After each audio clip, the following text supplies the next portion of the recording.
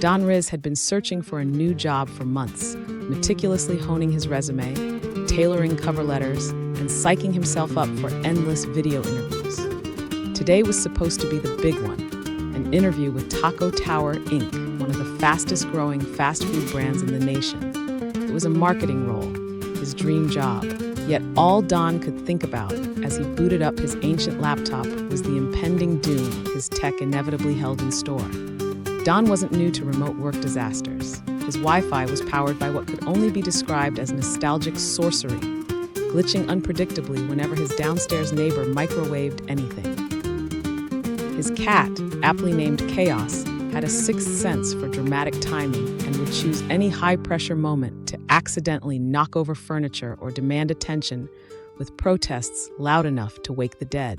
And his mom, a retired schoolteacher with a knack for barging into rooms unannounced, had only recently discovered the joys of folding laundry mid-interview.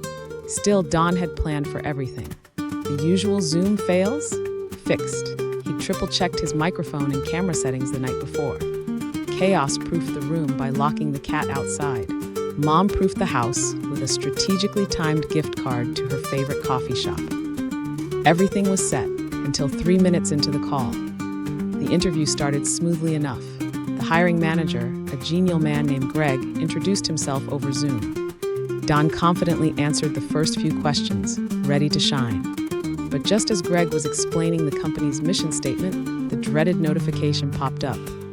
Unstable internet connection. First, Don's video froze, and unfortunately it froze his face mid-blink, lips awkwardly pursed like he was auditioning to be the mascot for cheap mascara.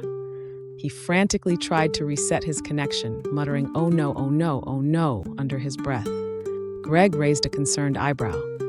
Don, are you still with us?" Don was about to answer when his background, the clean, professional bookshelf he'd meticulously staged, suddenly shifted. Chaos, apparently having figured out where Don had locked him, launched his fluffy body at the door handle. The cat broke through like an action hero behind enemy lines and catapulted himself onto the bookshelf. With one swipe of his tail, Chaos knocked over Don's prized collection of novelty fast food figurines, which included an unsettlingly realistic burrito man holding a bucket of fries. A loud crash echoed through the mic. Greg's polite smile faded into concern. I'm sorry. My cat give me 1 second." Don lurched out of frame, chasing Chaos in a chaotic attempt to stop further destruction. His headphones yanked free of his ears, leaving Greg staring at an empty screen and the soundtrack of Don yelling, "Chaos, no! Bad cat! Stop kicking the burrito!" Just as Don wrangled the offending animal off the furniture, his Wi-Fi decided to take its revenge. When the video feed returned, Don's carefully curated background was replaced by a stock Zoom filter.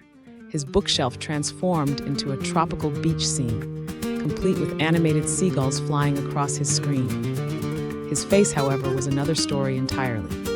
Somehow, in the midst of the connection issues and his frantic clicking, Don had activated the infamous potato filter. His face was now a frozen, misshapen potato with human eyes, a deeply disturbing yet comedic sight. Greg audibly gasped. Don," Greg asked, his voice struggling between concern and suppressed laughter. "Can you, fix your webcam?"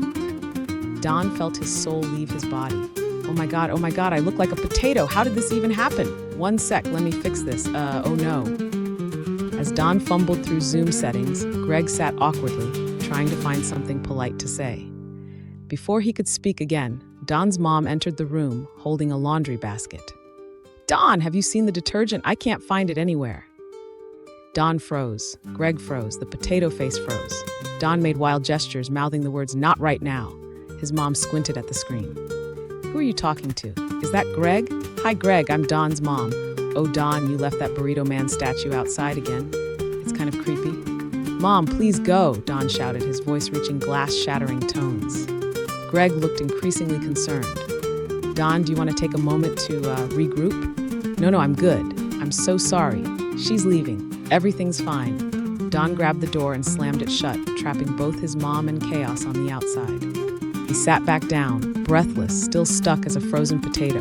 But the interview gods weren't quite done with him yet. As Greg began asking about Don's ability to work in a team environment, The automatic closed caption feature betrayed him spectacularly.